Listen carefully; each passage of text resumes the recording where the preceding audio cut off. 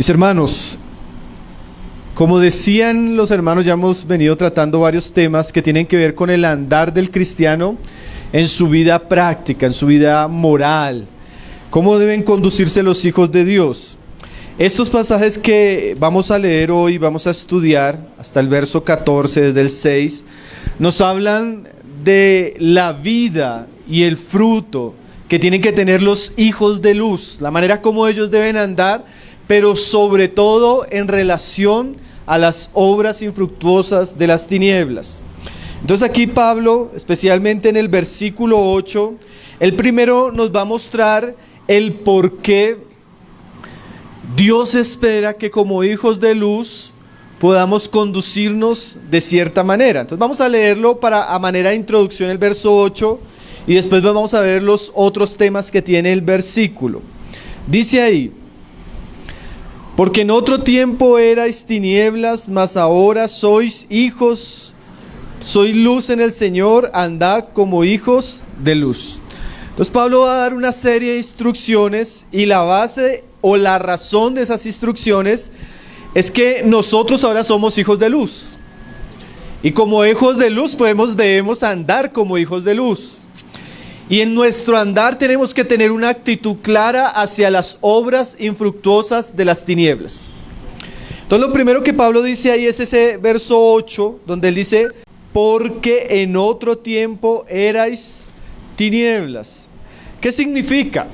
Significa que Pablo está dirigiendo a un grupo de creyentes que ya no son tinieblas. En otro tiempo lo fueron. Y las tinieblas y la luz en este contexto nos hablan de oscuridad, muerte espiritual, engaño y todos los frutos que tienen las tinieblas. Pero como ya lo veíamos en el capítulo 2 y en el capítulo 4, la palabra dice que en otro tiempo erais tinieblas, refiriéndose al pasado. Pero dice ahí: mas ahora sois luz en el Señor. Antes estábamos sin Cristo, en tinieblas, muertos y viviendo de cierta manera. Pero ahora, cuando estamos en Cristo, estamos en la luz, porque Cristo es la luz del mundo. Pero Pablo ahora nos dice que nosotros también somos luz en el Señor. Y ahí está el mandamiento. Andad como hijos de luz.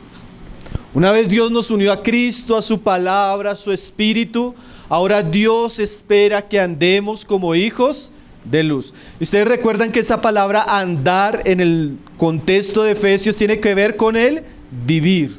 Y es la palabra más importante que encontramos después del capítulo 4. Andad en luz, andad en amor, andad, que tiene que ver con nuestra vida. Entonces lo que vamos a ver hoy es cómo deben vivir los hijos de Dios que están en Cristo, como hijos de luz.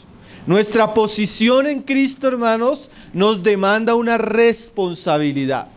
Si estuviéramos muertos y en tinieblas, Dios no esperaría que viviéramos esto, porque estamos muertos. Y un muerto nada puede hacer. Pero ahora que estamos en Cristo, que tenemos vida, que estamos en la luz, ahora Dios espera que andemos como hijos de luz. Y en este contexto, sin desvincular de todo lo que ya venimos estudiando los domingos pasados, Pablo nos va a hablar los frutos de un andar en luz. Eso es lo primero que vamos a ver ahí. ¿Cuáles son los frutos de un hijo que está andando en luz?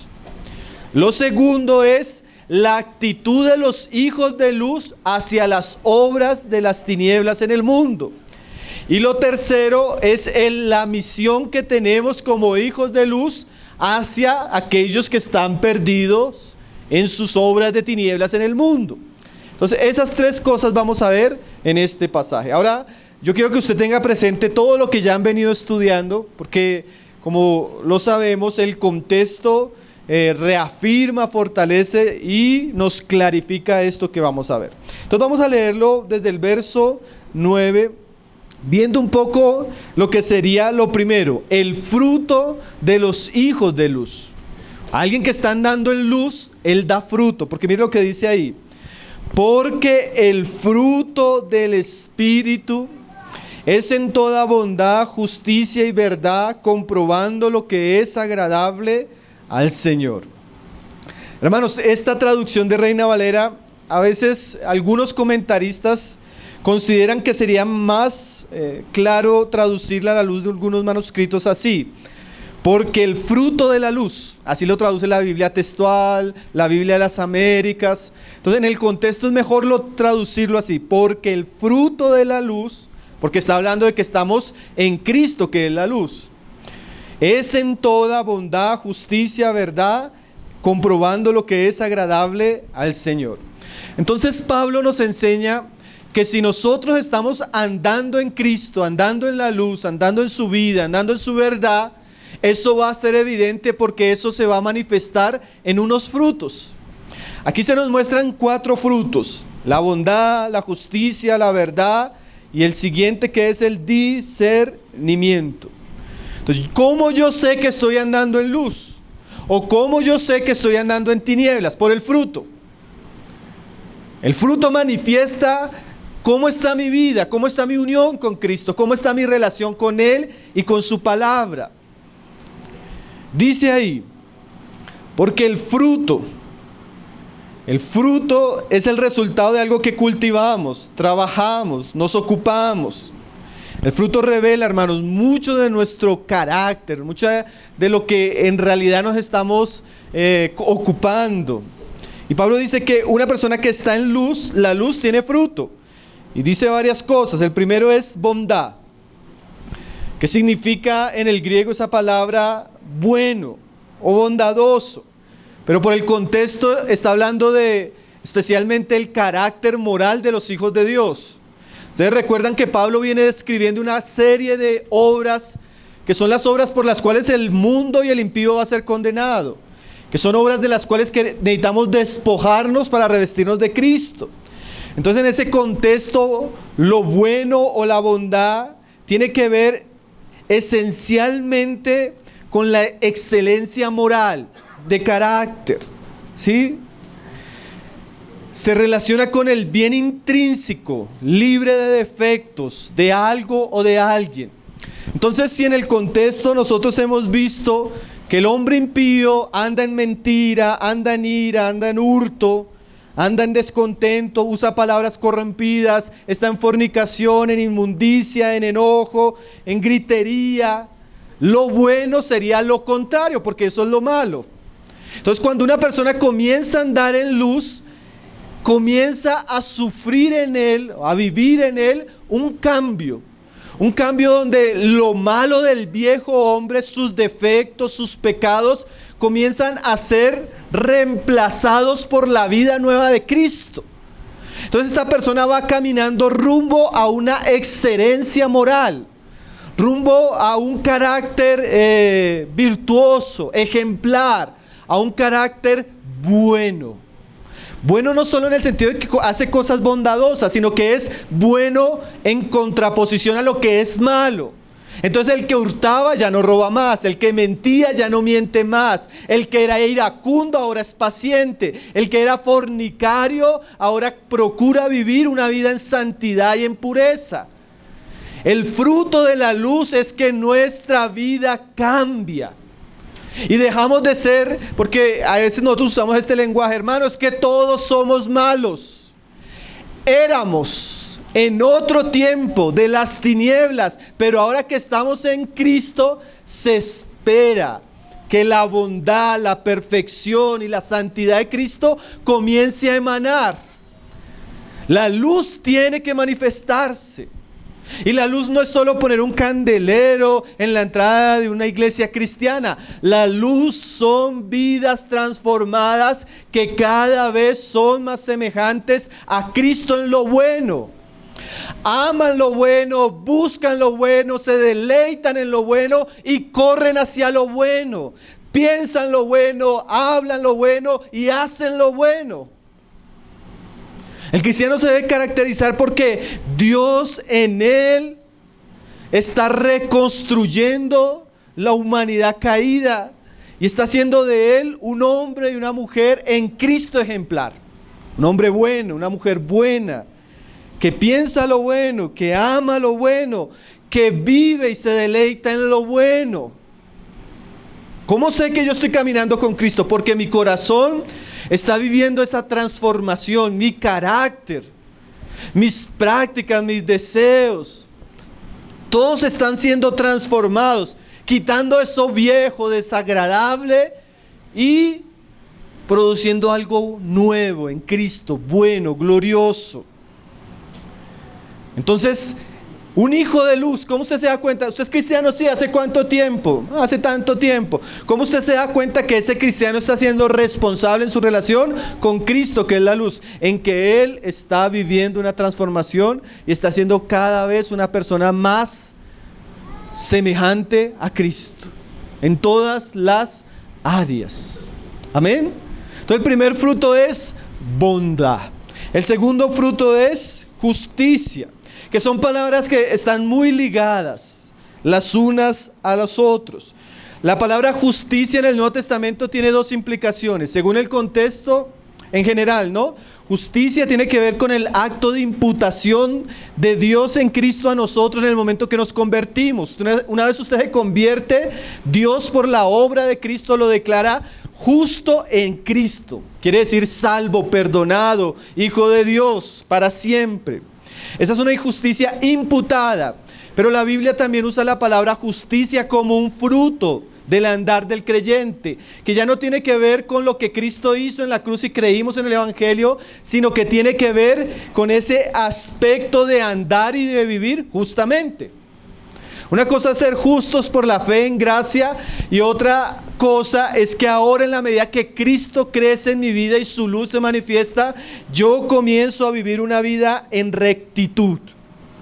Alguien decía, la palabra justicia literalmente en el Nuevo Testamento se puede traducir rectitud. El cristiano no puede ser una persona torcida, hermanos. El cristiano no puede ser un mentiroso, un iracundo. El cristiano no puede ser una persona amargada, con falta de amor, con falta de perdón, que habla palabras necias, que anda en fornicación, que anda en inmundicia. No, ahora él, en la medida que Cristo está avanzando en él y él está permaneciendo en Cristo, la luz de la vida, la luz de la palabra, la luz de la comunión, la luz de la obra del Espíritu Santo en nosotros nos lleva en un camino de enderezar nuestros pasos y llevar a ser personas que rectas, santas, íntegras. Eso es lo que realmente Pablo espera de los creyentes en Éfeso, que ellos no anden como el mundo anda, en los pecados, en la locura y en el desorden. No, ellos andan en luz, y como están en luz, ellos buscan la rectitud, buscan la justicia, buscan vivir de cierta manera. Alguien decía, hablando de la justicia, el fruto de la justicia o de la luz en nosotros es una conducta aceptable y adecuada ante Dios. La justicia tiene que ver primero con Dios.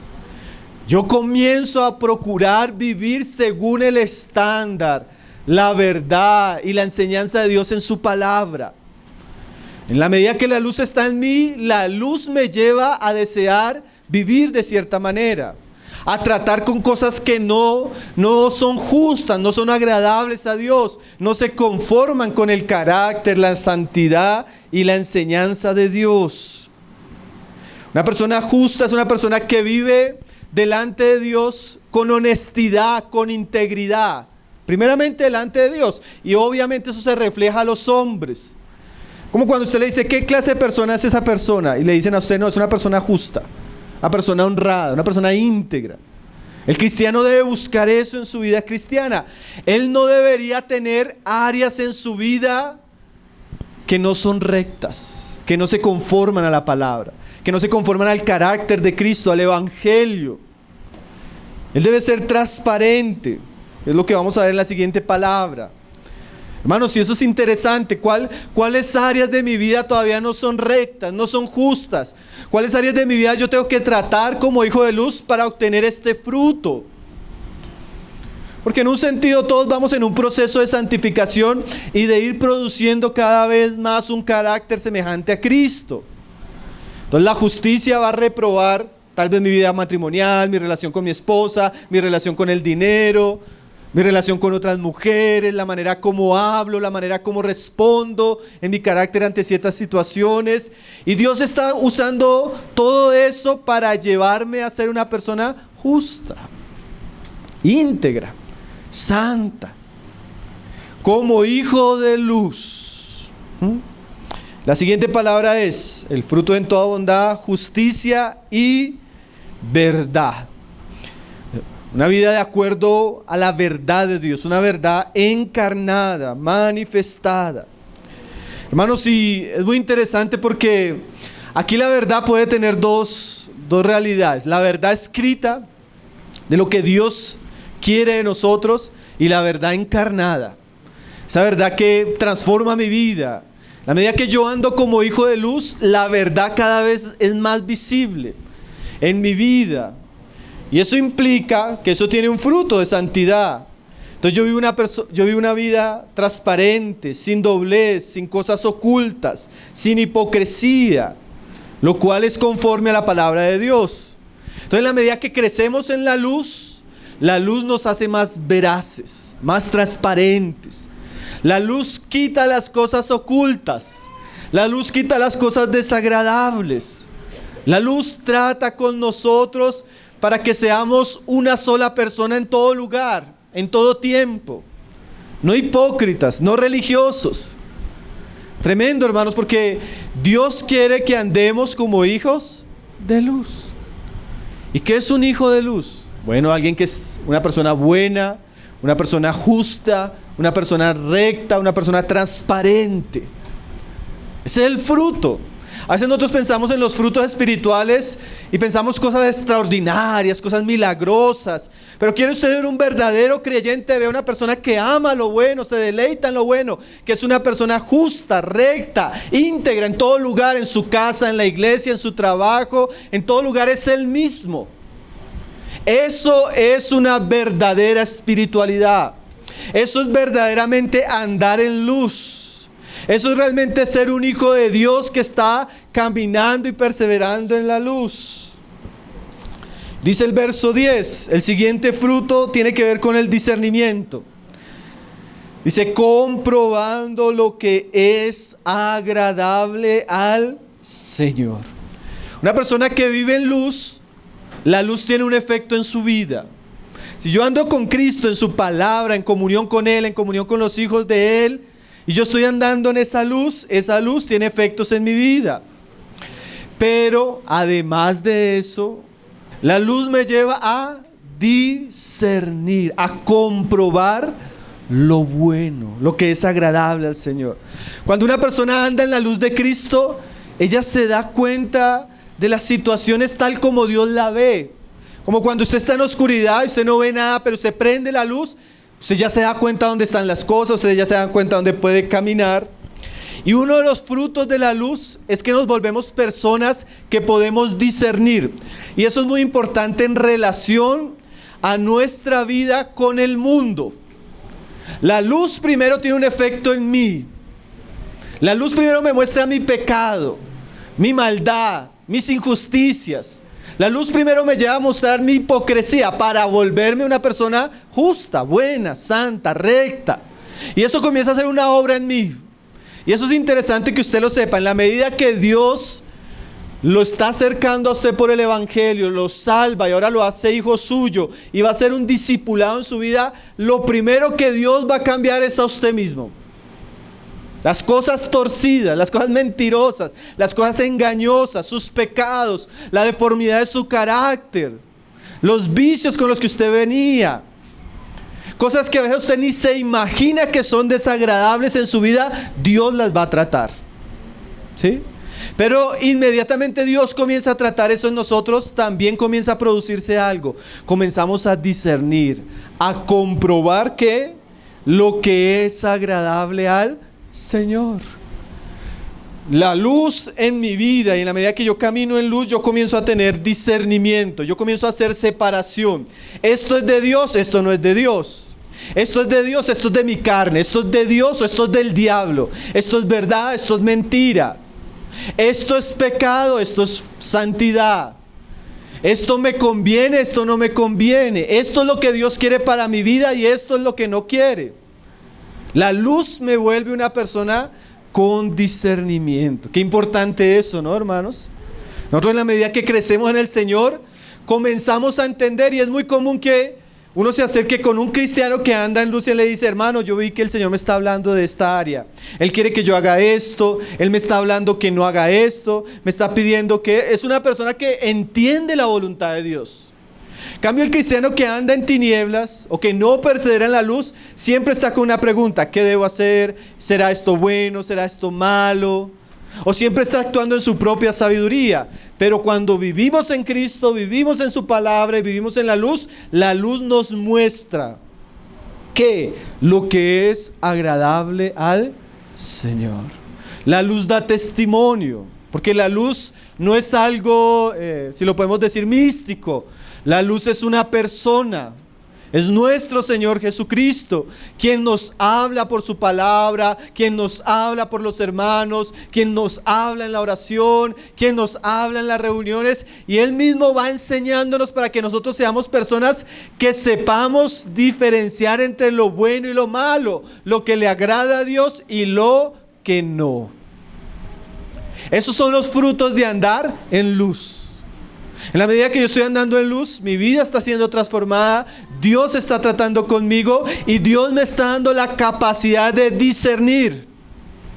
Ahora, hermanos, este no es el centro del pasaje. Es como una recopilación de lo que Pablo va a decirnos. El centro del pasaje, donde él comienza y donde él termina, es: ahora, como hijos de luz, que estamos viviendo una vida agradable a Dios, que podemos discernir cuál es nuestra relación con el mundo y las obras de las tinieblas. Porque el pasaje comienza: no participéis de las tinieblas, y ahí termina. Pero Pablo entiende que para que la iglesia no participe de las obras de las tinieblas, la iglesia anda en luz, vive en luz, porque está en Cristo. Y hay los frutos visibles de la luz de Cristo en nosotros. Entonces ahora pasa Pablo, en los siguientes versículos, de mostrar ese aspecto positivo de andar en luz al aspecto negativo, que es el pasaje central en relación a nuestra actitud hacia las obras de las tinieblas. Verso 11 dice que así también, si ustedes leían el verso anterior, así comenzaba el pasaje. En el versículo 7 dice, en el 7: no seáis pues partícipes con ellos. ¿Con quiénes? Verso anterior: con los hijos de desobediencia. Y ahí en el verso 11 donde estamos dice: y no participes en las obras infructuosas de las tinieblas, sino más bien reprendedlas. Entonces, por un lado, el andar de luz tiene un efecto en mi vida, me da discernimiento, pero también en la medida que yo estoy en la luz, Dios espera, y no solo espera, Dios manda, hermanos. Esos son mandamientos: no participéis de las obras de las tinieblas. ¿Qué quiere decir eso? Quiere decir, pues, lo que dice ahí. Hay un mandato directo y claro. El cristiano que anda en luz no tiene una relación, un compañerismo con las obras de las tinieblas. Ahora, mis hermanos, esto no quiere decir, primeramente, que yo tengo que apartarme de todos los hijos de desobediencia, que yo no puedo trabajar, que yo no puedo estudiar, o que yo no puedo tener algún tipo de contacto y de relación con las personas del mundo. Pablo dice que si eso fuera así, nos tocaría salir del mundo. Nos tocaría comprar una finca por allá en un lugar bien oculto e irnos a vivir allí. Pero no es la voluntad de Cristo eso. Él dijo: no te pido que los saques del mundo. Es más, Cristo nos envía al mundo. Pero aún siendo enviados al mundo, nuestra actitud hacia las obras del mundo sí deben ser claras.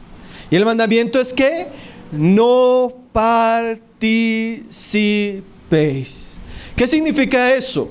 No sean compañeros, no sean amigos, o como dicen otros pasajes, no amen, no se deleiten en las obras de las tinieblas.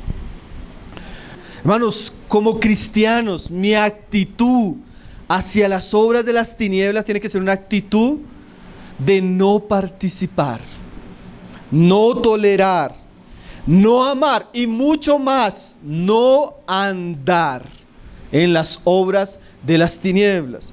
¿Cuáles son las obras de las tinieblas? Ya lo veníamos estudiando en el capítulo, ¿no, hermanos? La fornicación, la inmundicia, la mentira, la avaricia, la idolatría, todas esas cosas son tinieblas. Y esas son cosas en las que anda el mundo en oscuridad. Son obras del mundo. Es la vida del mundo, es la actitud del mundo, es el andar del mundo. Y aunque Dios nos envía al mundo, Dios espera que como hijos de luz no participemos en eso, no nos deleitemos. El hermano Warren Wiersbe cuenta la historia de una hermana que fue invitada al aniversario de un amigo. Y dice que en el aniversario invitaron a un cómico, a un cuentachistes. Y dice que este hombre comenzó a usar un humor grosero y desagradable y respetando todo lo que para un cristiano es sagrado y santo. Habló mal de Dios, habló mal de la familia, habló mal del matrimonio, de la pureza. Él mientras contaba chistes degradó todo eso. Entonces el hermano, dando a entender que es no participar, él usa esta historia y dice que cuando el cómico tuvo sed, pidió que alguien le trajera agua.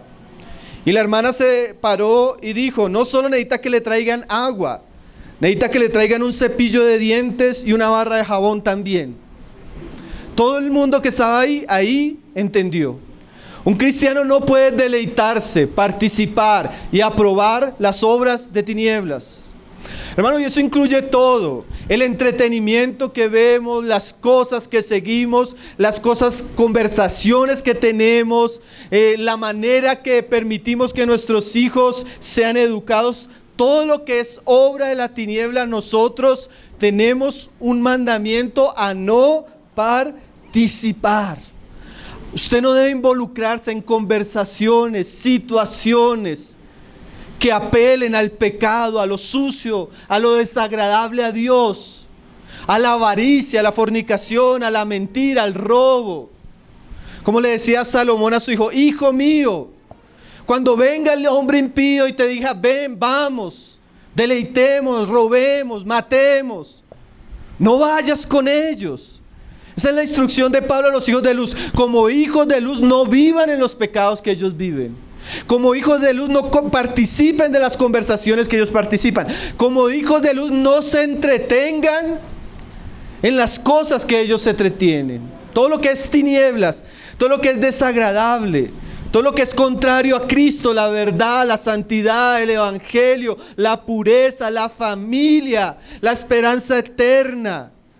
Nosotros no podemos participar, nosotros no podemos deleitarnos. Nosotros no podemos estar cómodos en ese ambiente. Amén.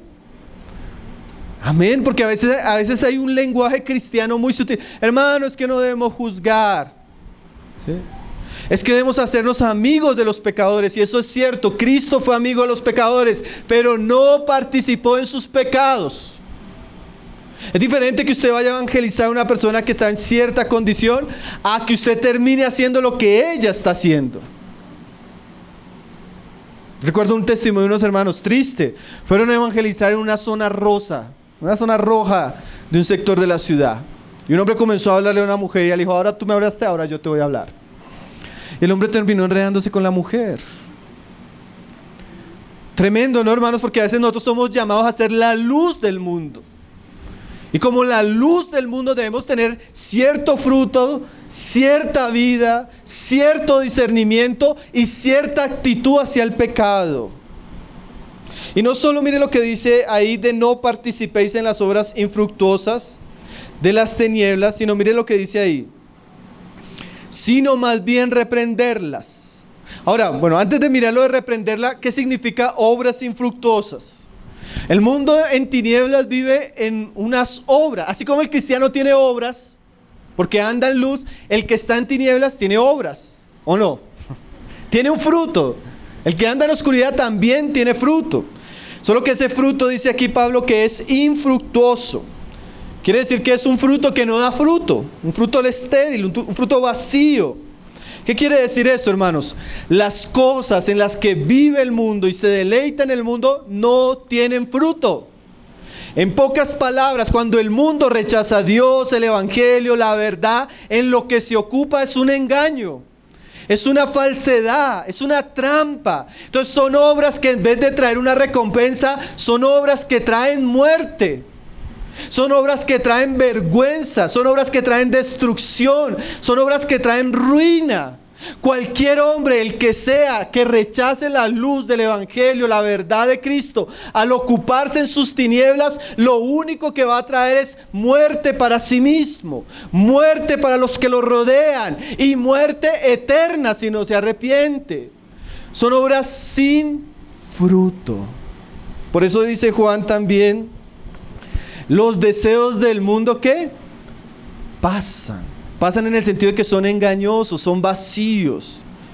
Y eso es tremendo, hermanos, porque nosotros debemos entender que las tentaciones en relación al pecado son como una especie de embuste, de farsa. El pecado promete felicidad, pero trae tristeza. El pecado promete libertad, pero esclaviza. El pecado promete vida, pero mata. El pecado es dulce al paladar, pero amargo en sus consecuencias. El pecado nos lleva a vivir lo que nunca queremos vivir, aunque nos promete otra cosa. El pecado es un engaño y los frutos del pecado y de todas las obras infructíferas son tristes. Por eso no debemos participar. Yo a veces me pongo a pensar, y hemos hecho esas aplicaciones en otro contexto.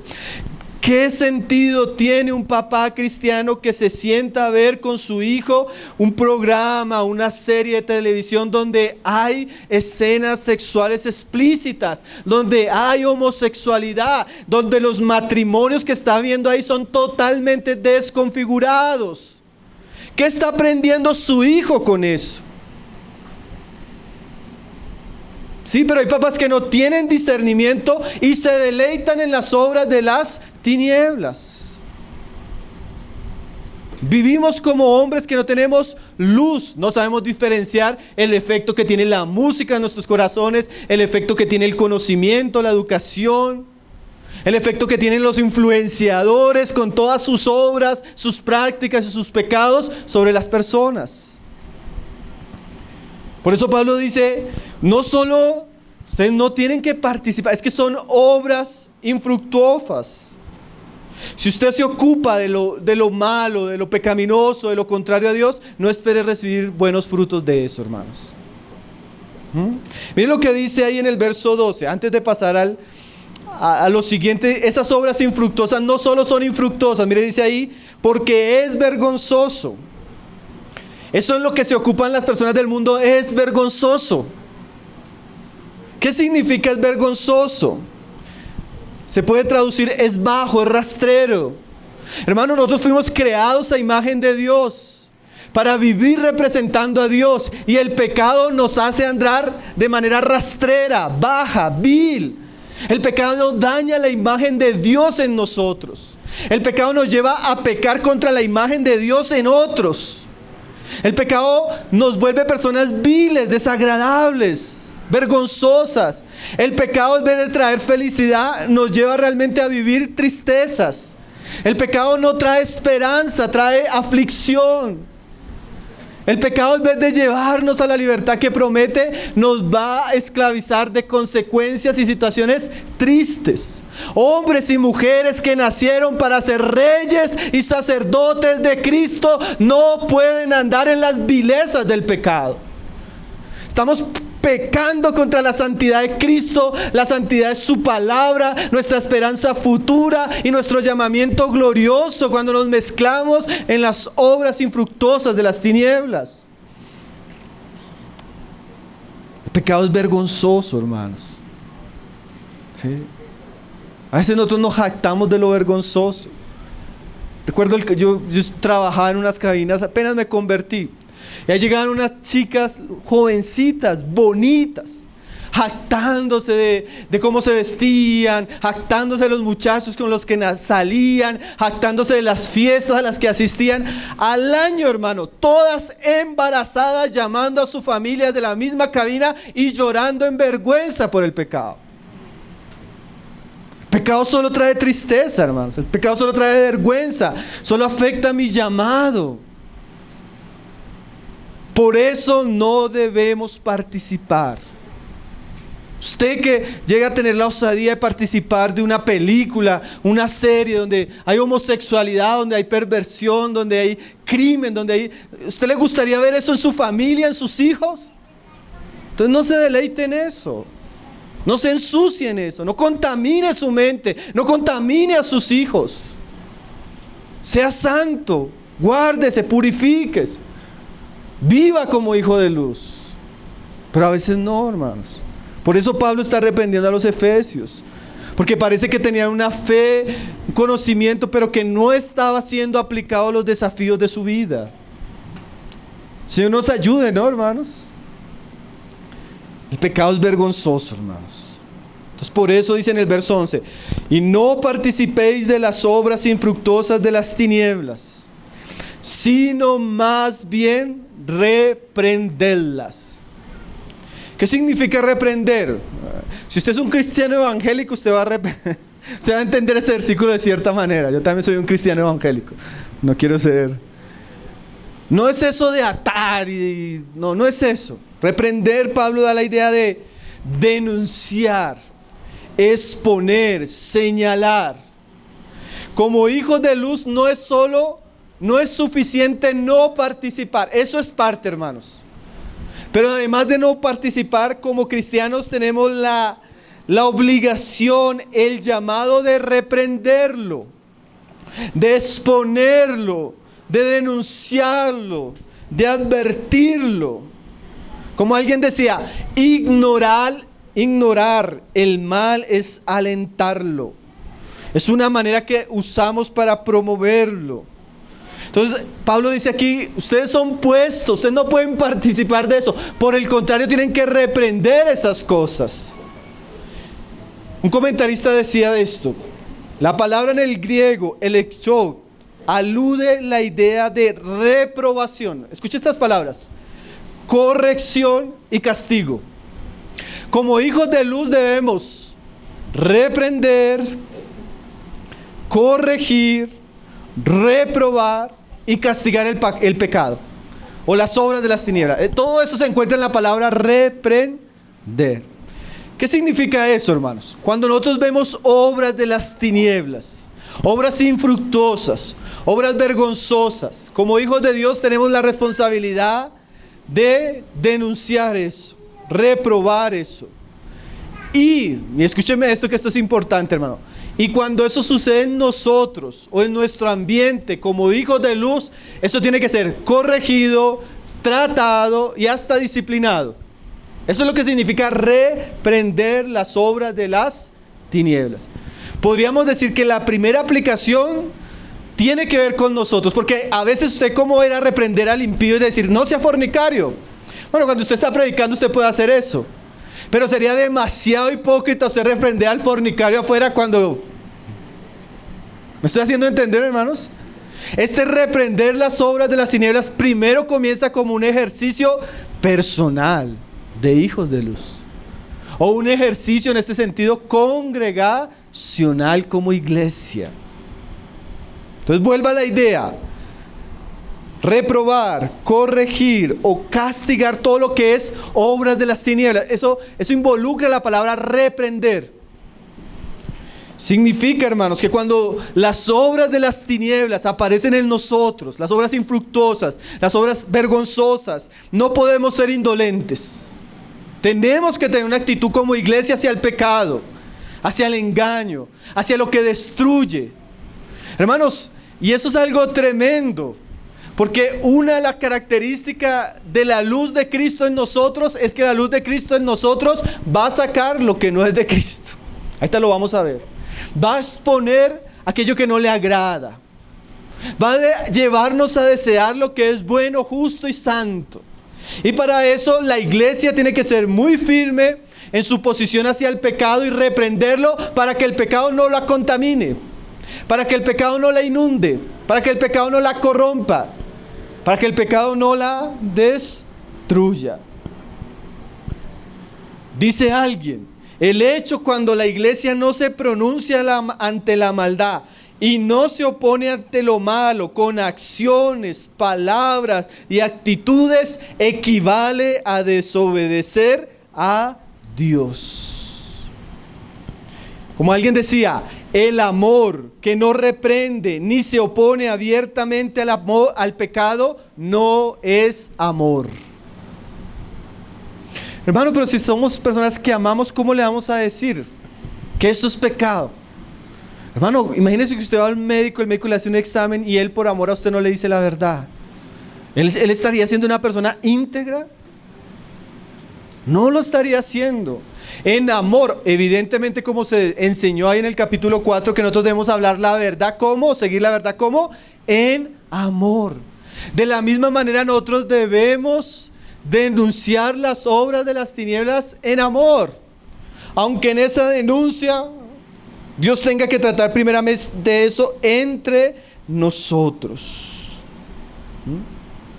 Entonces, hermanos, para eso tenemos que tomar con seriedad la manera como Dios habla del pecado, del mundo, del engaño, para que podamos tener una posición clara, pura, y contrarrestar todo tipo de influencia que quiera llegar a nosotros. Primeramente eso sucede en la iglesia, hermanos. Por eso la vida de iglesia no es tan fácil, porque la luz de la comunión, ¿qué hace? Saca a la luz nuestros pecados, hermano. Saca a la luz lo que no le agrada a Dios. Saca a la luz aquellas cosas que tal vez hay en nosotros que necesitan ser corregidas. Cosas que a veces ni siquiera nosotros nos damos cuenta, pero que en el camino Dios, en la medida que su luz alumbra, yo comienzo a darme cuenta que hay cosas que Dios necesita trabajar, corregir, enseñar en mi vida. Por eso muchos a veces no soportan la vida de luz de la iglesia. Porque, hermanos, usted enciende la luz y la luz hace que todo sea manifiesto. Ahora, evidentemente no es solo un ejercicio hacia adentro, sino también es un ejercicio hacia fuera. También dice, más bien reprenderlas. Somos la luz del mundo. Bueno, ahora en ese sentido, somos la conciencia del mundo, hermano. Los únicos que pueden decirle al mundo qué es lo bueno y qué es lo malo es la iglesia. Los únicos que pueden mostrarle al mundo por la verdad del evangelio lo que los puede salvar es la iglesia. Los únicos que le pueden mostrar al mundo la condición en la que se encuentran y las prácticas que los está destruyendo es la iglesia. Y la iglesia tiene que ser una voz pública, una voz profética, una voz que se levanta. Y qué bendición por todos los predicadores, todos los hermanos que producen contenido, todos los papás, todos los profesores, todos los cristianos que toman en serio el dar testimonio de su fe donde Dios los coloque.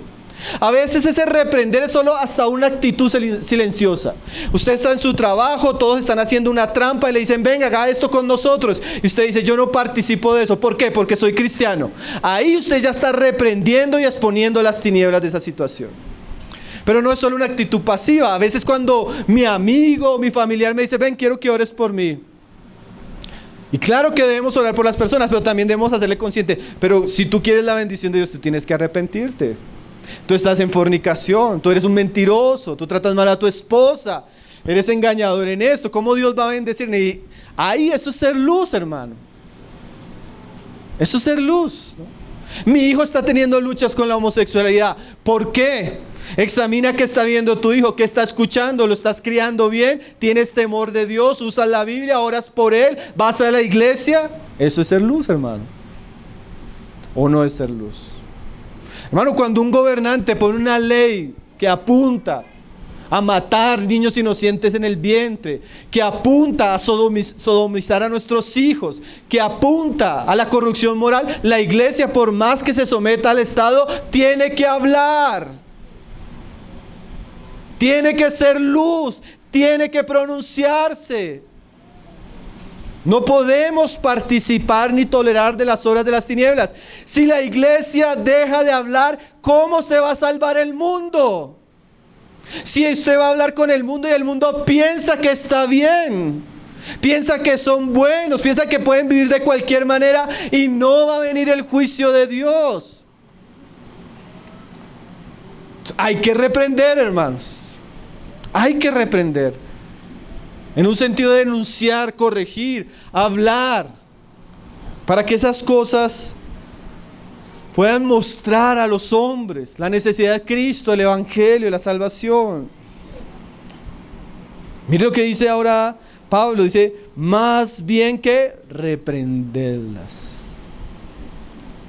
Porque, mire lo que dice Pablo, ya lo habíamos leído, dice, porque vergonzoso es aún hablar de lo que ellos hacen en secreto, hermanos. Pablo dice que eso debe ser denunciado porque eso es vergonzoso, eso es vil. Eso destruye al hombre, eso degrada su carácter.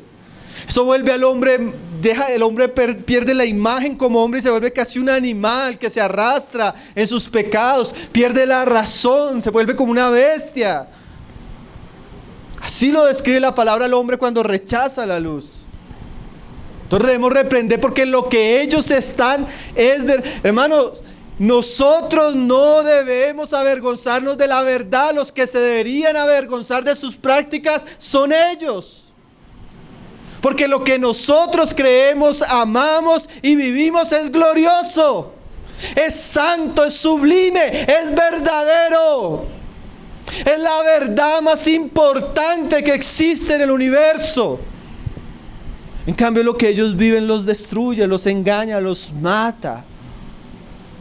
Los lleva al colapso moral, familiar, espiritual. Por eso debemos hablar, hermanos. Porque el mundo está en tinieblas y no se da cuenta que cada vez más se hunde en tinieblas. Y si usted está acá y usted no ha conocido a Cristo, usted sepa que usted está en una situación peligrosa. Porque las tinieblas son sutiles. Las tinieblas son astutas y muchos van rumbo a un camino de perdición. Hermanos, el pecado es horrible, el pecado es detestable, es vergonzoso, es vil. Dice, aún lo hagan en secreto. La vileza del pecado nunca queda en secreto, hermanos. La suciedad, la inmundicia, los efectos del pecado nunca quedan en secreto. Usted y yo debemos saberlo. Y también esa parte cuando Pablo dice es vergonzoso aún hablar. Hermano, de verdad que es cierto que hay cosas que hasta es difícil decirlas. El pecado es tan grosero, tan sucio, que a veces hasta decirlo de cierta manera es un asunto indelicado. A veces yo predicando me he tenido que decir, uy Señor, usted esa palabra, hasta que, qué horrible usar una palabra así. Ayer estábamos en una reunión, hermanos, tratando varias cosas así graves, ¿no? Gracias al Señor, no cosas graves de acá adentro, de afuera. Hermano, llega un punto donde los hermanos me dicen, ¿y qué pasó? Y le dije, hermano, pasó esto y esto. Y hermano, lo que sucedió fue tan grosero, tan difícil, que yo después me sentí como, ¿cómo le fui a contar eso a los hermanos? Y a los que estuvieron les pido perdón públicamente porque yo sé que eso mancha la conciencia. Hay cosas tan feas, tan sucias del pecado que a veces uno no ni debería decirlas. Pecado es, hermano, cuando usted va a escuchar una consejería, a veces usted tiene que, después de escuchar todo lo que está viendo la persona, usted queda como sucio. El pecado es vil, el pecado es sucio, el pecado contamina, afecta la conciencia. Todos los que hemos tenido la experiencia de aconsejar, discipular, sabemos qué es eso. El pecado no es nada bueno, ¿no, hermanos? El pecado es horrible, mata, destruye, denigra, contamina. ¿Sí? Eso también nos enseña, hermano, esto que estamos diciendo, a tener delicadeza cuando tratamos el pecado. A veces decimos, no hay necesidad de detalles, no hay necesidad, cuando a veces cuando contamos algo para la iglesia, por la misma conciencia, los hermanos no necesitamos dar detalles, ni meternos en asuntos que no convienen, ¿cierto? Pecado es difícil, ¿no, hermanos? Pecado es difícil. Pecado es vergonzoso. Por eso debemos reprenderlo, mantenernos a distancia, enseñar, corregir en sus primeros destellos. Hablaba con un hombre en estos días, Hermano, pero es que no le he pegado a mi esposa. ¿Qué espera? ¿Pegarle? ¿Para que lo corrijamos? ¿Eso espera, hermano? El pecado en sus primeros destellos, en sus primeras inclinaciones, tiene que ser corregido. Tiene que ser tratado. ¿Espera que ella llegue con el ojo negro para que hablemos con usted? Pero es que a veces nosotros jugamos con el pecado, hermanos. Esperamos que el pecado crezca. Pero reprenderlos da la idea de trátenlo, enseñen, corrijan, hablen. Hermano, si usted ve a un hermano o a una hermana que no está andando de manera correcta, por amor, exhórtela, háblele. Esos son actos de amor que nos guardan en luz. Y por amor, si lo exhortan, si le hablan, reciba la corrección con humildad. Como me decía un hermano en estos días: hermano, yo sé que no llegué a hacer eso, pero doy gracias a que mi esposa me hablaba de eso. Eso fue como un medio de gracia de Dios para advertirme ese camino. Entonces tal vez usted no lo está viendo, pero la advertencia, la corrección, la instrucción, la enseñanza, lo guarda de llegar ahí. Entonces, como hijo de luz, reprenda cuando tiene que reprender y reciba la reprensión como hijo de luz cuando la necesita recibir. Amén. Dice, ve que el asunto ahí. Ahora Pablo va a explicar un asunto tremendo ahí en el verso 13. Mas todas las cosas, cuando son puestas en evidencia por la luz, son hechas manifiestas, porque la luz es lo que lo manifiesta todo. ¿Qué pasaje difícil de entender, hermanos? Un pasaje difícil. Cuando uno lo lee rápidamente, pero tiene una enseñanza muy fácil, hermanos. Todas las cosas, cuando se prende la luz, hermano, cuando llega el evangelio a una vida, cuando llega el evangelio a un hogar, cuando llega el evangelio a una iglesia, estaba en tinieblas, y la luz se enciende, y los hermanos comienzan a predicar, y a orar, y a buscar la verdad, y la verdad de Cristo comienza a florecer entre ellos. Es como si se encendiera la luz. Y en ese encender la luz, ¿qué sucede? Mas cuando las cosas, cuando son puestas en evidencia por la luz, ¿qué hace la luz, hermano? Pone en evidencia las cosas. La luz, hermano, la luz es tremenda. La luz, hasta la luz, hermano, usted, a veces uno va. Un día yo iba con un hermano viajando por la costa caribe en una carretera así. Me dice: hermano, ¿usted quiere saber qué es andar sin luz? Y hay una camioneta, esas grandes 7 puestos con faros. ¿Quiere saber qué es andar sin luz? Y yo, ¿por qué? Y pum, quita las luces, hermano. Qué susto tan terrible, hermanos. Usted deja de ver todo a velocidad, bajando en curvas. Él encendió la luz. Eso es andar sin luz, hermano. Pero una vez inmediatamente él enciende la luz, usted ve todo. Hermanos, cuando hablamos de asuntos de moral, de conducta, de carácter, si la luz de Cristo está abundando entre nosotros, muchas cosas van a ser manifiestas. Hermanos, Jesús dijo: no hay nada que se haga en oculto que no sea manifiesto. Tarde o temprano, todo lo que se gesta en un ambiente de luz, de verdad, sale a la luz. Tremendo, ¿no, hermanos? Eso es. Si usted tiene algo oculto, hermanos, si usted tiene algo no tratado, si usted tiene algo vergonzoso, estas son advertencias verdaderas, hermano. Si usted no trata con eso, si usted no corta con eso, si usted no busca la santidad, si usted no se arrepiente en eso, en algún momento el Señor lo saca a la luz. Lo saca a la luz. Hermanos, si no debemos ver eso como algo malo. Déjeme decirle, si Dios está exponiendo su carácter, su pecado o asuntos en su vida que están mal, como lo está haciendo conmigo, dele gracias a Dios, porque esa es la manera que Dios nos santifica. Esa es la manera que Dios nos limpia. Esa es la manera que somos transformados. Y siempre, y eso también es bueno para que usted, si usted ya llegó a un punto, siempre hay aspectos de la luz más gloriosos y más profundos que van a tener que tratar con más cosas en nuestra vida.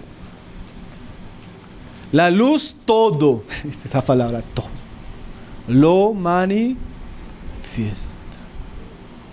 Ahí usted se da cuenta porque, hermano, la vida de iglesia, a veces yo he tenido esa experiencia, pero hermano, no le digo una, dos, muchísimas veces. Yo sé que cualquiera que enseñe la palabra, por lo menos la palabra de verdad, tiene esa experiencia. Usted llega el domingo, predica. Y una vez tuve una experiencia así. Yo creo que hasta venía el hermano con la esposa. Y el hermano todos los domingos salía ofendido con nosotros. Claro, allá va a contarle al hermano Pablo lo que está pasando. Claro, siga hablándole a sus hermanitos lo que está sucediendo. ¿Quién sabe a quién le contó? Pidió oración. Y el hermano era así cada domingo. Todavía no era creyente. Y un día, indignado con esa situación, bravo con su esposa, llega a la casa, dice que él se sube al cuarto y prende la televisión, hermano. Y estaba en los domingos, no sé ahora, antiguamente salía la predicación de Armando Alducin todos los domingos en la tarde. Entonces salía Alducin predicando. Y llega Alducin y hace la misma predicación que habíamos hecho nosotros en la iglesia. Y el hermano, en esa época el incrédulo comienza a mirar, que ahora es hermano precioso, y dice, oiga, pero mi esposa no podría contarle al Alducin. Hasta allá tampoco creo que tenga alcance. Los mismos ejemplos, las mismas situaciones, la misma enseñanza, hermanos. ¿Por qué? La luz, hermanos, si estamos en luz, Dios nos va a exponer. Por eso usted siente que a veces usted siente que yo, Alberto, André, el que está enseñando, parecía que le estuviera apuntando a usted y diciéndole a usted las cosas. No somos nosotros, es Dios usando su santa palabra para hablar a nuestros corazones. No mire el instrumento, mira el autor. Nosotros somos solo mensajeros, pero en la medida que estamos en la luz, usted a veces quiere esconderse debajo de esa silla, ¿no? Y yo también, a veces cuando estoy preparando el mensaje, quiero esconderme de lo que voy a hablar, porque es la luz. Pero gloria a Dios porque hay luz.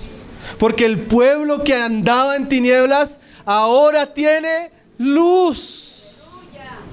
Tiene luz, hermanos. Una luz que salva, una luz que santifica, una luz que nos prepara para estar en la gloria. Una luz que nos prepara para estar cara a cara con aquel que es santo, santo, santo. Si Dios no nos transformar aquí, hasta vergüenza sería estar en el cielo, hermanos, como somos. ¿No cree? Entonces, gracias a Dios porque la luz todo lo que manifiesta. No el hermano Pablo, no Alberto, no. La luz. A veces uno no sabe ni el nombre de la persona. Yo una vez llegué a una casa, hermanos, entré a la puerta, era la primera vez que visitaba esa ciudad. Salió una de las hijas de los hermanos, me miró mal, cogió y tiró la puerta y salió corriendo. Y salió la hermana detrás, hermano, discúlpeme. Es que ella escucha a veces las enseñanzas suyas y ella dice que todo lo que usted dice es contra ella. Hermano, imagínense, ni el nombre sabía. Pero así es la luz. La luz hace eso, dice, son hechas manifiestas.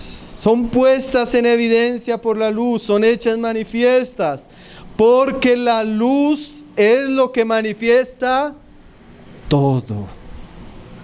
Hermanos, la luz manifiesta, es inevitable, la luz saca la condición de todas las cosas. Ahora, gracias al Señor, la iglesia tiene la luz que alumbra, que reprende las obras de las tinieblas, no solo con el propósito de reprender, hermanos. No solo hacia afuera y aún hacia adentro, sino, mire cómo termina este pasaje, que esto es maravilloso, hermanos. Todo esto que Pablo nos viene diciendo de la actitud de la iglesia hacia las obras de las tinieblas, la reprensión de la luz, es para llevarnos a nuestra misión principal en este mundo. ¿Cuál es nuestra misión principal en este mundo? Ser luz. ¿Y en qué sentido? Llevar el evangelio. Ahí termina. O sea, no solo somos jueces morales de los hombres. Evidentemente, la luz reprende la condición de los hombres, para llamarlos al arrepentimiento y a la fe en Cristo Jesús. Porque así termina, mira dónde termina el pasaje. Por lo cual dice: despiértate, tú que duermes, y levántate de los muertos, y te alumbrará Cristo. Después de Pablo mostrarnos cuál es nuestra actitud hacia las obras de las tinieblas, ahora Pablo usa un cántico de la iglesia primitiva para mostrarnos el llamado que tenemos de anunciar a los hombres que están perdidos el evangelio de Cristo. Entonces miren lo que dice, este era un cántico que cantaba la iglesia primitiva, hermanos. Miren lo que dice el cántico, dice: despiértate, tú que duermes, y levántate de los muertos. Hermanos, cuando Dios expone a los hombres, expone su pecado, reprende su condición, inmediatamente Él los llama a despertar del sueño en que se encuentra, a levantarse de la muerte en la que se encuentra. Yo quisiera, por el pasaje, ir finalizando en este punto, hermanos, y personas que están hoy acompañándonos. Si usted está sin Cristo, primeramente, si usted está escuchando el evangelio, usted tal vez se está dando cuenta que tal vez es un pecador. En la medida que más se acerque, usted se va a dar cuenta de eso. Pero el evangelio tiene un llamado para usted. El evangelio le está diciendo: despiértate. Ese despertarse, como lo hemos estudiado en otras ocasiones, es una figura simbólica a varias cosas. El sueño espiritual nos habla de indolencia, inconsciencia y apatía hacia las cosas de Dios. Tal vez usted es una persona que era ignorante. Tal vez usted era una persona que era apática. Tal vez usted era una persona que era inconsciente de que Dios existía, de que Cristo vino, de que el evangelio puede salvarlo y de que si no se arrepiente va a ser condenado. Usted que está oyendo el evangelio, Cristo le dice: despiértate. Sal del sueño, sal de la indolencia, sal de la apatía, porque te espera una condenación segura. Dios llama a los hombres a despertar de su sueño. Dios llama a los hombres a despertar de su inconsciencia ante su condición espiritual. Dios llama a los hombres. Tremendo, ¿no, hermanos? Una vez, cuando Jonás, yo sé que conocen la historia de Jonás, Dios le dice: ve para allá, y Jonás, en rebelión y desobediencia a Dios, se fue para allá. Y en ese irse en oposición a la voluntad de Dios, se mete en un barco y viene una tremenda tormenta. Ustedes conocen la historia, ¿cierto, hermanos? Y llega el capitán y llama a Jonás y le dice: ¿qué tienes, dormilón? Levántate y clama a tu Dios, quizás Él tenga compasión de nosotros y no perezcamos. Hermanos, yo quisiera decirle a todas las personas que están aquí, que están escuchando el evangelio, que hoy fueron citadas temprano o que su familia ha venido orando por ustedes: Dios los llama a despertarse, dormilón. Dios los llama a buscar de Él sinceramente. Quizás Dios en su misericordia los salve. Quizás Dios en su misericordia le dé en su gracia el perdón de pecados, la vida eterna y un nuevo corazón. Despiértate. No sigas durmiendo, no sigas distraído, no sigas enredado en las cosas de este mundo ni en tus propias cosas. Dios te está llamando. Despierte. Despierte. Y dice así: y levántate de los muertos. Hermanos, cuando nosotros estamos sin Cristo, no solo estamos muertos, estamos rodeados de muertos. Estamos rodeados de personas que no tienen ningún temor de Dios. Estamos rodeados de muerte, de pecados, de cosas que desagradan, que destruyen. Y Dios, en medio de esa muerte, nos está llamando a levantarnos, a salir de esas tumbas, a escuchar el evangelio, a buscar una nueva vida, a experimentar la resurrección y el poder de Cristo. Despiértate, levántate. Ese es un llamado de la palabra a todos aquellos que están sin Cristo.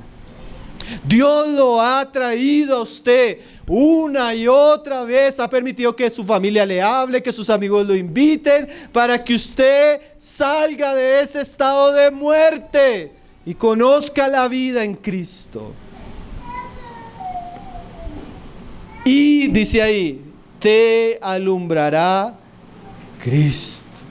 Nuestro llamado no es que venga a nosotros, porque en ninguno de nosotros hay la capacidad para salvar. Levántese y busque a Cristo. Levántese y clame por la luz del Evangelio de Cristo. Levántese y aférrese a las promesas del Evangelio que Dios nos hizo en su Hijo Jesucristo. Salga de la tumba de la mentira. Salga de la tumba de la autojustificación. Salga de las falsas promesas que le hace el mundo y sus promotores, y venga a Cristo. En Cristo hay salvación. Pero evidentemente no quisiera solo aplicarlo a los que nos visitan. Tal vez usted como cristiano también está en una situación durmiendo. Tal vez usted como cristiano todavía huele a muerte en algunos aspectos. Y lo que especialmente quiere enseñarnos Pablo en esta carta es que hay una esperanza de vida en Cristo. Podemos tal vez estar en una situación como cristianos donde el pecado nos ha engañado, el pecado nos ha golpeado, hemos caído en cosas que no nos convienen, pero hoy Cristo nos vuelve a llamar. Hay una puerta abierta, hay una esperanza, hay todavía un día de salvación para que usted se vuelva a Cristo. Y para que la luz de Cristo llene todas las áreas de su vida. En Cristo hay salvación, en Cristo hay resurrección y en Cristo hay esperanza, hermanos. Pero despiértese, ¿no? No deje que el sueño lo posea. Salga de la tumba, no deje que la muerte la posea. Lo posea. Salga y busque la vida, la esperanza en Cristo. Hermanos, en estos días hablaba con una persona. Yo le decía algo, hermanos, que a mí después me hizo reflexionar. Yo dije, de verdad es tan precioso nuestro Señor. Estamos hablando de una situación. El hermano me estaba contando, estaba en otro país, estaba en Chile, y el hermano me estaba contando una situación terrible que estaba viviendo en la iglesia y con su familia. Yo le decía, hermano, yo quiero decirle algo. Yo entiendo su dolor, entiendo su tristeza, entiendo su vergüenza, pero yo quiero contarle algo de nuestra experiencia. Hermanos que en el pasado causaron divisiones, problemas, que en el pasado fueron un dolor de cabeza, una tristeza, que en el pasado cometieron pecados graves contra ellos, sus familias, hoy están con nosotros y son una bendición y unos grandes colaboradores. No pierda la esperanza que Dios puede resucitar ese muerto. No pierda la esperanza que Dios puede sacarlo de ese sueño. No pierda la esperanza, porque el Evangelio de Cristo es tan maravilloso. Hermano, y es cierto. Hermanos, que hace años uno decía, no, esto no hay esperanza. Hoy en día uno se deleita en la gracia de Dios en sus vidas. Así que si usted está en la tumba, así que si usted está avergonzado, así que si usted se ha sentido expuesto, la palabra no solo viene a exponerlo, lo expone para que usted se levante y vuelva a Cristo y encuentre en Cristo salvación, vida, gracia y restauración. Qué glorioso evangelio, ¿no, hermanos? Qué precioso mensaje con el cual Pablo termina. Solo quiero leer un pasaje para terminar, mis hermanos. Solo una aplicación final. Acompáñenme en Juan 3:19.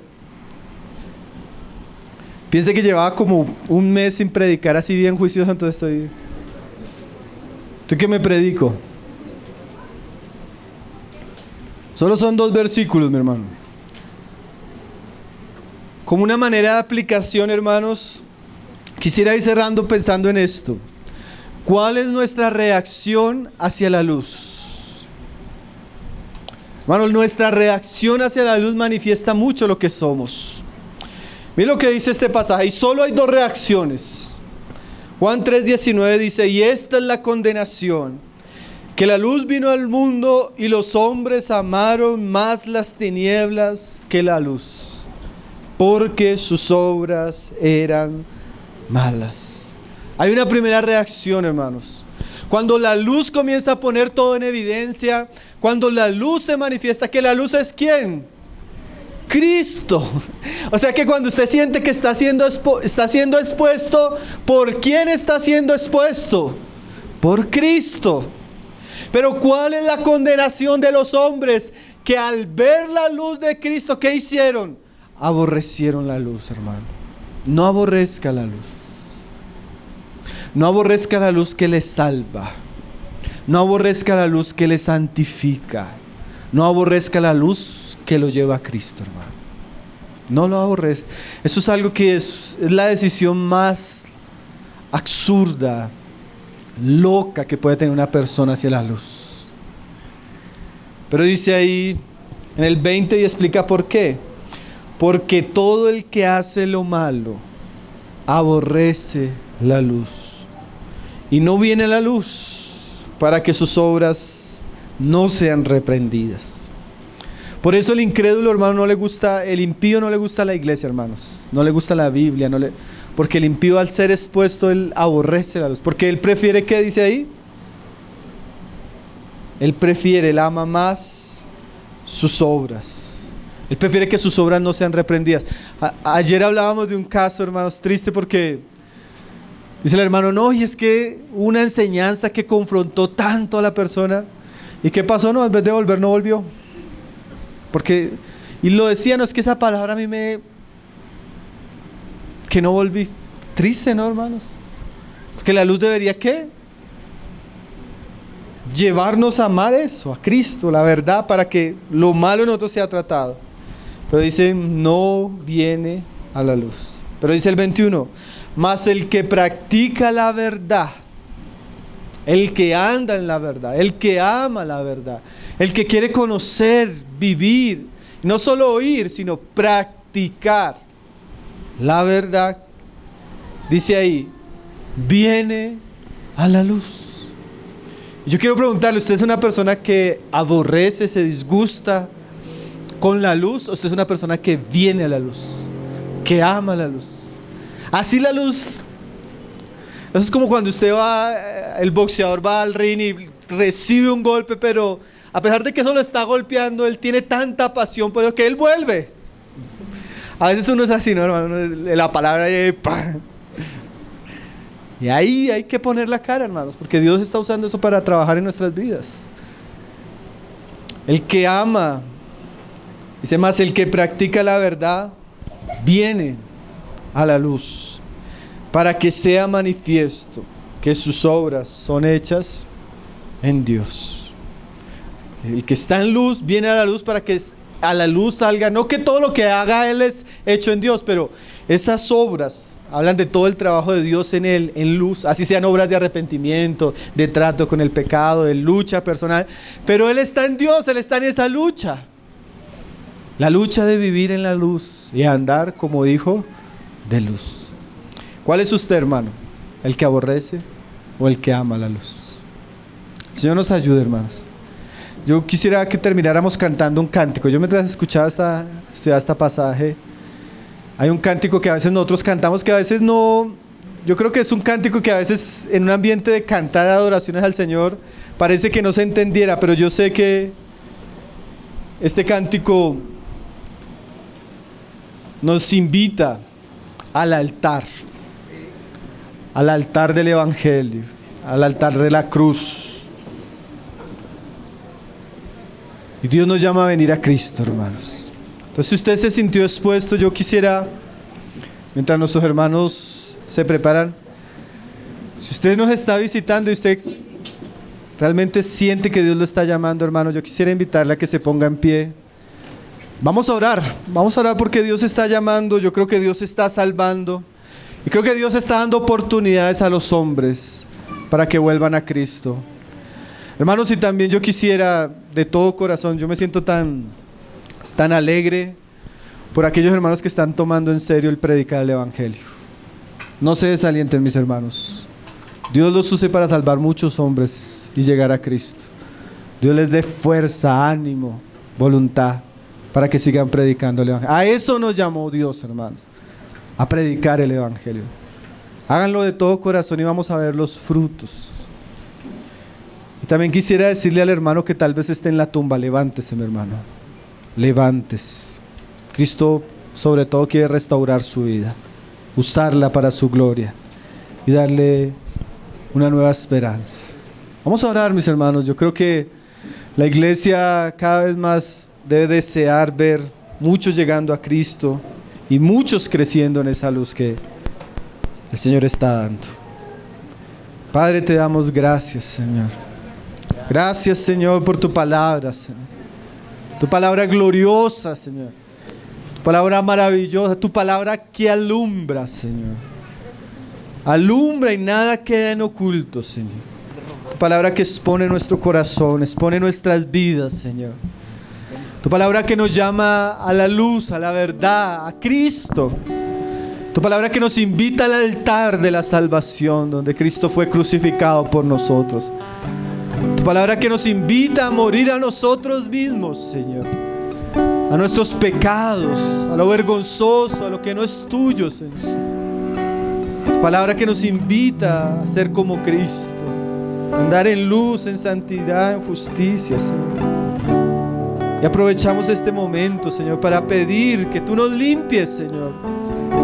Límpianos de todo lo que aún sea vergonzoso en nosotros. Límpianos en las deficiencias de nuestro carácter, Señor. Límpianos en aquellas áreas que todavía somos tentados, Señor, en nuestra mente, en nuestro corazón. Límpianos, Señor, por medio de la obra de tu palabra, por medio de la obra de tu Espíritu, por medio del Evangelio, Señor. Límpianos, Señor. Haznos venir a ese río puro, Señor, donde encontramos perdón, donde encontramos salvación, donde la lepra es limpiada, donde somos rejuvenecidos, donde somos limpios de todo ese viejo hombre, Señor. Queremos orar como iglesia por aquellas personas que tú estás llamando, Señor. Por aquellas personas que tú las estás conduciendo a la fe en Cristo, Señor. Queremos interceder por ellas, Señor, y pedirte que tú les des un nuevo corazón, Señor. Que tú les limpies sus pecados, Señor. Que les des de tu Espíritu Santo como lo prometiste, Señor. Salva, Señor. Queremos ver la salvación de tu Evangelio, Señor, en la vida de nuestros familiares, de nuestros hijos, de las personas que están llegando a escuchar tu palabra, Señor. Tu sangre, Señor, tu sangre es preciosa, Señor, poderosa para limpiarnos, Señor. También queremos orar, Señor, por todos aquellos que tal vez han entrado en somnolencia, todos aquellos que están tal vez luchando en esa tumba, Señor. Queremos que tú les des libertad, Señor. Oramos por nuestras hermanas, nuestros hermanos, los matrimonios que están en crisis, Señor. Tus hijos que tal vez están avergonzados por lo que han hecho, Señor. Trae perdón, trae restauración, Señor. Trae un nuevo tiempo donde tu luz alumbre a nuestras vidas, Señor. Donde tu luz nos restaure, nos santifique, Señor. Obra en medio nuestro, Señor. Paséate en medio nuestro. Oh Señor Jesús, bendito eres, Señor. Bendito eres, Señor. Oh, ven al altar, mi hermano. Cristo te llama.